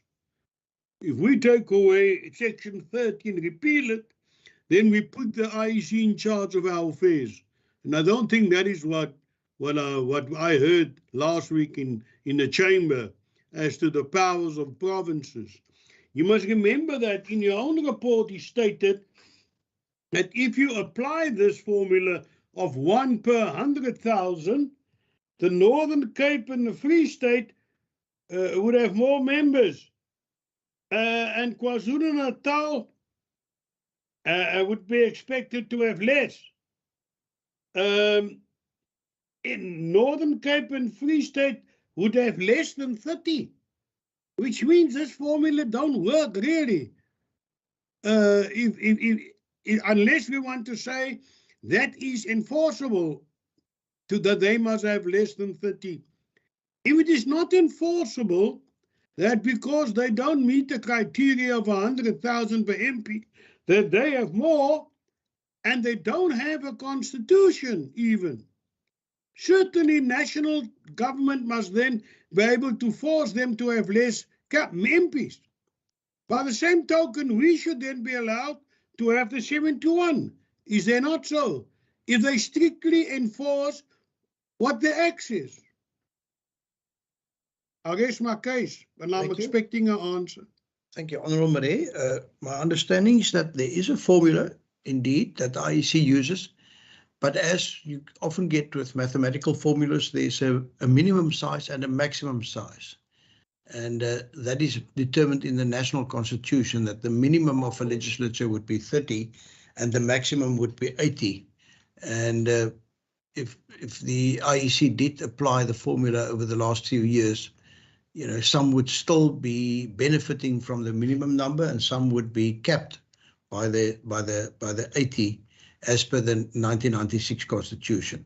That's my understanding. Honourable Kenzie and then Honourable Said. Thank you, Chair. I hear what Advocate LaRue said, and if the IEC has been proactive in their communications around where we're going towards 2024, I would have left things in their hand. But given the fact that they have not been proactive in dealing with these matters, I wouldn't like it up to them. Yes, I agree with his arguments. It will be beneficial. It'll be from them to Treasury, and we didn't have to communicate with those parties, National Treasury, on funding and those issues. But because they have not been proactive, I would not have that as my first option, but I can hear his arguments fully. So, Chairperson, without having to go around the bush on this matter, I would like us to perhaps to consider some resolutions going forward so that we can, once you're done with the questions and on the way forward, and one of the options would be what Advocate LaRue has recommended, and I don't think he's suggesting that we should give away our powers in any, etc. But I would like, once you've done with the question, to focus on the way forward, Chairperson, on resolutions. And I think one of those options can be on the repealing of this, but with some extreme caveats as to what the IEC, subject to the IEC representing to us, to what's their view on the process going forward. Thank you. Thank you, Honourable Mackenzie, and then Honourable Said, and then honourable members, if I can ask you to start thinking of potential resolutions, first perhaps for further research, as has been suggested by a number of people, first that being Honourable Murray. So Honourable Said. Thank you, Chair. Chair, I think I hear Member Marais, I hear Member Mackenzie, Member Maran, but especially the advocate. I think maybe, and we'll come to it in resolutions, maybe we should go for a middle ground here to say, I'm also not comfortable with the issue of repealing the Section 13 and leaving it up to the IEC, because we've seen the amount of legal battles the IEC itself have been involved in. Not that we don't feel the IEC is fair, but just the kind of considerations. Remember, there will be political pressures also, because other legislatures will now think they must reduce. There's many things. So I would say, let's use the IEC formula of 1:100,000. Maybe we can have that in our constitution. We can look at that aspect. And then we leave it up to the province still to ensure that the implementation happens and that we do what we. So we have a middle ground. We don't reject the IEC approach. We can say, so if people turn around, we're trying to do your own thing, we can say, no, it's in line with the latest IEC approach, but we are not giving the power to the IEC, because the advocate also indicated that previously the IEC tried to say there must be 39 and the province said 42, and the province were the ones that were actually victorious on this thing. So I think that would be my suggestion, but we can obviously discuss further when we go into resolutions. Thank you. Thank you, Honourable Sayed, and I think if I might propose that we now move on to such resolutions. I think we've got a good feel already now for the direction and some of the views already, and a number of members have indicated that they would like to see or learn from further study of international practices, etc., such as other legislatures or other governments where the numbers change every 5 years or every 10 years. How do they accommodate things like physical changes, spatial challenges, etc., etc. So can we go back to you, Honourable Murray? I asked you earlier to just, make a note of your request, and if we could minute that now. Thank you. Yes, thank you, Chair. So my recommendation was that we get further research on how increasing the number of parliamentarians has resulted in greater accountability and greater representation. I further suggested that we should look at examples of other developing countries, but added to that, I think we should look at countries that have parliamentary systems that are similar to ours with PR systems. Thank you. Thank you, honourable members. I think first, it seems to me we can say thank you very much to everybody that presented here today, particularly the research section, Advocate Leroux and Mr. Stemele on behalf of the administration for your presentations. I've certainly learned a lot. Then secondly, honourable members, I would like to put it to you that I believe we are concurring with what Honourable Murray has proposed, particularly us also focusing on not only rich and developed countries, but also developing countries. And I think Ms. Kamish Ahmed has got that captured. Any further resolutions, proposed resolutions, Honourable Mackenzie? Yes, Chairperson, I have two recommendations or resolutions that I'd like to propose. One is that we invite the IEC to give us an update on the latest as we head towards 2044 and the process of increasing seats-to land, so we can understand what they're doing. And the second one is the one that I proposed initially, just the other considerations that may be considered, including population growth. What informed, for example, Germany or Canada or anybody else, some of the provinces that was indicating on slide 3 or 4, for them to have more seats versus what they are required to have. And then, Chairperson, just to process matter, these additional stuff that we're requesting now, it's not, at least my understanding, that does not stop the committee from further deliberating on these matters. There could be additional information that we can put in our report to help the standing committee of the Premier to look at the stuff. It's not, our recommendations going forward is not subject to. That is my understanding of things in terms of what the committee was tasked to do. Whatever we're asking is not subject to. it will help and inform the report and enrich the report that we're going to send to the committee, standing committee of the Premier. Thank you. Thank you, honourable members. Is there concurrence with that idea that we invite the IEC to report on their preparations in determining the number of seats for provinces? Have they already started with that process? Have they not? And if they've started, that they just come and report to us on their thoughts, on any progress that they've made. Again, unless there's an indication of dissent, I take this as concurrence. Honourable Maran and then Honourable Mare.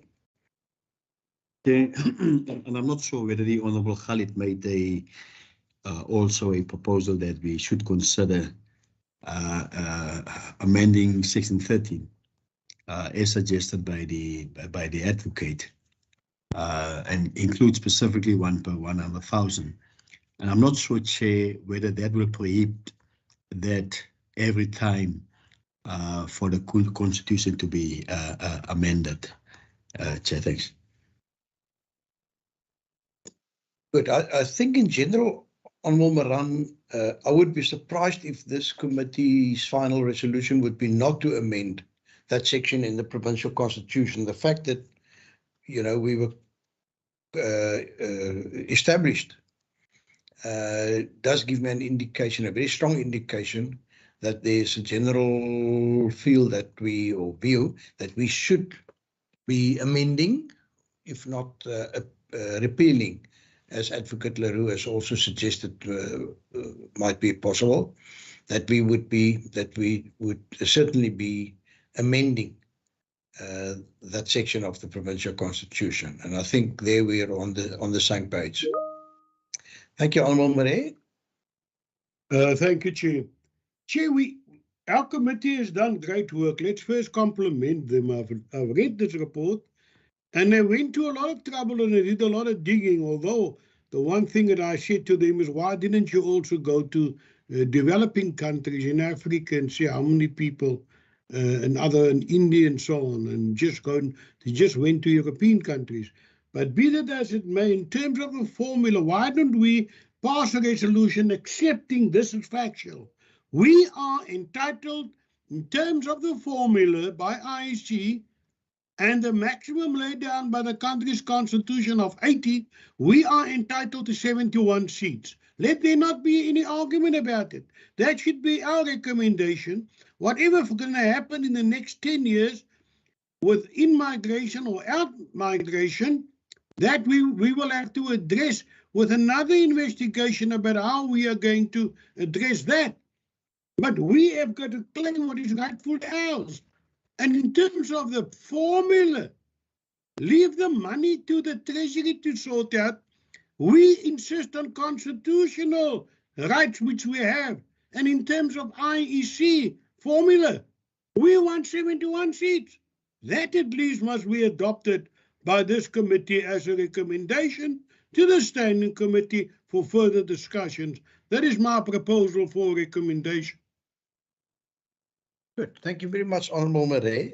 Honourable Mare, I think if you wouldn't mind, I'm reluctant for us to decide on the specific number today, but it seems to me what we have a lot of support for is for this committee to support the formula that will lead to 71 or whatever the figure might be, and also in future that might lead to 72, 73, whatever that the population changes may prescribe, but that we don't every 5 years need to try and force through a constitutional change.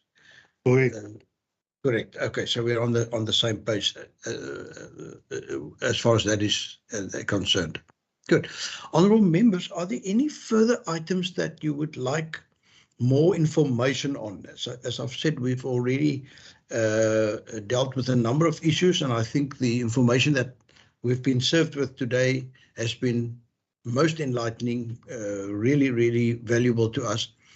There was somebody that also referred to the possibilities of alternate meeting procedures, etc., that could be considered, even with staff, open plan offices, members, rotating offices or sharing offices. I've seen in Belgium, for example, where 2 or 3 people share an office, and particularly if you meet on different days of the week, it can work. And even probably with staff, the same can happen, and especially if we continue with modern ways of meeting, there just seems to be various options opening up.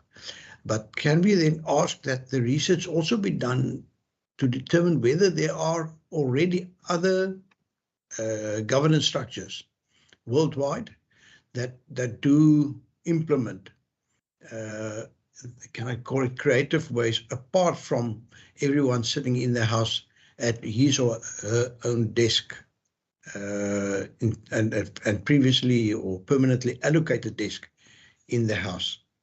Honourable Mackenzie, I recognize you. Thank you, Chair. Chair, that's why I made a point earlier, that determination, the money, the funding, the functioning of that parliament, if we can leave that determinations to the Standing Committee of the Premier. Honourable Khalid also rightfully indicated the way they do it in the British Parliament. People sit next to each other. Let the technicalities, if you like, be dealt with the Standing Committee of the Premier. So it doesn't, because otherwise we're going to have different opinions on how those to function, where the people sit next to each other, where I work from home. Let that practical determinations be made by another committee, and we just focus on our committee to increase the size of Parliament or not. Thank you. I think that's an excellent, because I think I myself may have been guilty of slightly deviating from our mandate in just determining the number of seats. Honourable Marie, just a moment. Can I just also put on record, my impression is that this committee will make a recommendation, probably for a constitutional change, whether it's just scrapping one section of the constitution, whether it's amending it, that we will be making such a recommendation. Obviously, and it's been confirmed, any constitutional changes will have to lead to public participation processes, debates out there, and that we perhaps pass on this recommendation, our final recommendation, to the Standing Committee on the Premier and Constitutional Matters in the Western Cape, and for them then to manage the public participation, the final drafting, can I call it white paper process, etc. That is my understanding, and perhaps the Honourable Marais with his experience can come in now. I agree, Chair. Chair, we must also keep in mind that we don't even have a national parliament at the moment. It's burned down. We don't know what the plans are, how they're going to rebuild it. Some people consider the national parliament, the way it's been designed and everything, is too European, and they would like a different setup for parliament. We don't know what their plans are. It will mean that there must be discussions with the national parliament to see what are their plans, because we so close to each other. The plans might even include plans for bringing the Western Cape Parliament closer to the precincts of Parliament the way it is at the moment, because there's so many buildings there. There's an old Senate, there's a House of Representatives, there's the old President's Council, and then there's a President General Assembly who burned down. Now, in revamping all that, we might come to a totally different complex. So that is a far bigger issue than just say, let's put another few seats in there. So I would say, let's further look at that. We must take it step by step. This is going to be a long battle. If we get more powers and more MPs, that is going to be quite an important legislation. So I think that is a much wider investigation than just saying whether we're going virtual or not. Parliament is now at the moment virtual, and some of them are sitting in the City Hall. A lot of things have changed, and a lot of things are still going to change. This is beyond us. We have no control over that. Public Works at national level is going to decide. The Treasury is going to decide. And we must ask if they mustn't be made part of the discussions on our future plans. That is my proposal. In terms of cooperative governance, we engage with national to discuss the road ahead. Thank you. Thank you. Thank you, Honourable Maria. I thought you were aiming for us to expropriate the National Parliament and that precinct. But I'm grateful to see that's not quite what you had in mind. Honourable Sayed. Chair, thank you very much. Chair, I think I want to agree with the Honourable Mackenzie that the nuts and bolts we have to take into the Standing Committee on the Premier and Constitutional Development. I think that is, that will have to be the approach, you know. Those nuts and bolts we take there. For now, we must agree to a principle, you know. We can deal with the amendment now. I think it's important that we deal now with the amendment because there seems to be a broad consensus. And I don't see any harm in doing that. I think we probably need to move towards a direction which says we agree on the 1:100,000, and then we basically move from there. In terms of all those other details that can go into into that particular committee, Chair. Thank you. Good. Thank you very much. I love because I pick up a sense of urgency from a number of members, and I really love that. Honourable members, can I then ask that we've given some research request already to Mr. Babu and his department, that we also ask of Advocate Leroux. Advocate Leroux, you had in mind the possible scrapping of, is it section 13? And I think what you should also be presenting to us, if I may ask, for our next meeting, is an alternate, can we call it formulation, that would provide for regular review, that would be a formulaic approach for the Western Cape Provincial, well, for this committee to first consider. And that we then also hear from the IEC at our next meeting whether they've already formulated some thoughts as to their processes, what population figures would they be using in their calculations a year before an election, etc., etc. Honourable members, does that capture what you believe we can close with today? Again, no hands will be taken as concurrence. Good, thank you very much then for that.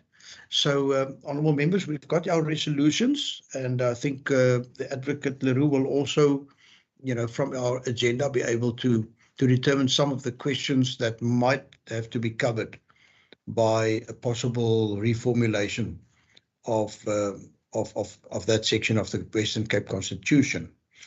Then I want to move on to the consideration of the draft committee minutes of the 8th of June. If Ms. Kamish Ahmad would be so kind to flight that for us.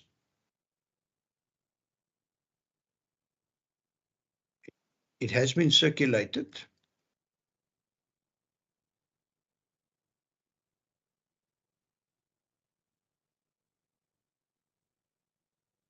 Just give me a second, Chairperson. I'll be with you now. Thank you. Seems to me I was a bit quick on you. Apologies. Yes. I was just busy trying to formulate the recommendations, but it's fine. So can the members see? I just want to view it on a one-page.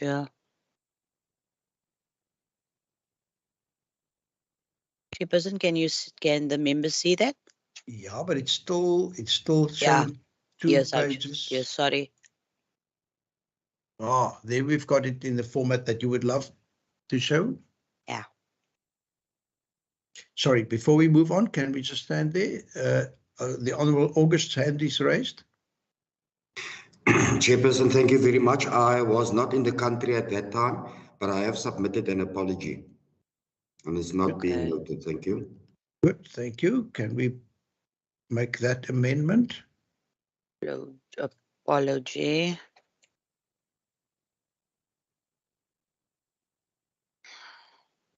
Chair, the date there for this minute is 8th of June. Isn't that today? No. Today's the 10th of August, the Honourable. August. Yes. Oh, it's sorry. August. Yeah, you are confused. behind, sir. No. I asked this because honourable member Pat Maran indicated just now in his speech, Mr. Murray wasn't here at the last meeting. I want him to withdraw that. There's nothing to withdraw because that was not Nothing my to withdraw, exact member, but words. today is the 10th of August. Let's That was not continue. my exact words. I have said I'm not sure whether he was in that meeting. That was my exact words. Don't use him. You're Okay, not but sure. Sure now. Okay. Thank you very much. Thank you. And don't you dare think that the Freedom Front Plus lives in the past. He just Thank you. exposed himself. Thank you. We Can lead, the others follow. Can I ask Ms. Commissioner Ahmed if you wouldn't mind just putting in a page break now above that paragraph 2, so that the heading and the contents. That's good. Thank you very much.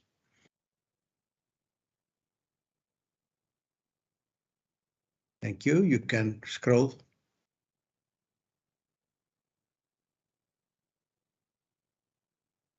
Thank you very much, honourable members. Can we adopt that as a correct version of our meeting? Honourable Sean August, I see your hand is still raised. Would you be? Oh, you wouldn't like to propose because you were abroad at the time. Any other members that were present at that meeting that would like to propose? I propose, sir. Thank you. The Honourable Murray proposed. Any seconder or any other changes that anybody would like to bring about? Chairperson, I second. Thank you so much, Honourable Maseku. I also heard the voice there of Honourable Mackenzie. Thank you very much, honourable members. That deals with our minutes of the previous meeting. Any last words, honourable members, before I wish you well? Sir, I like the spirit in this committee is my last words. The spirits of congeniality and coming to conclusions based on fact and straight thinking, and I'm very impressed by the way this committee is operated. That's all I want to say. Thank you. Thank you, Honourable Murray, and a huge measure of consensus, it seems. Thank you very much for that and for your active participation, honourable members.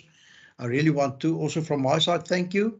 The Honourable Murray has said that to our support staff and particularly those that prepared and presented to us today. A big thank you again. And honourable members, just a reminder that our next meeting is scheduled for the 31st of August. It's also Wednesday. It's exactly 3 weeks from today. And we will be meeting that morning at 9 o'clock, and we've scheduled it from 9 to 12. And I sincerely do hope that the IEC would see their way open to join us at that meeting then. So honourable members, with no hands being raised at the moment, I want to say thank you very much. I can only reiterate what the Honourable Maria said. I see the Honourable Said wants the last word. So over to you, Honourable Said. Yeah, no, just a quick, I missed it. You said Wednesday we're meeting again, eh? It's the 31st. 31st. Okay. No, that's fine. But we'll get a notice, obviously, just so we can diarize and that, eh? Absolutely. And I believe it's also, Ms. Ahmed, I think it's on the parliamentary program already. Yes, Chairperson, it is. Good. Thank you very much. Good. Yeah, Thank you very much. It's there. Thank you. Thank you, and have a great day. Thank you, honourable members. Thank you. Bye. Bye. Thanks, everyone. Goodbye. Maran, make a note I was here.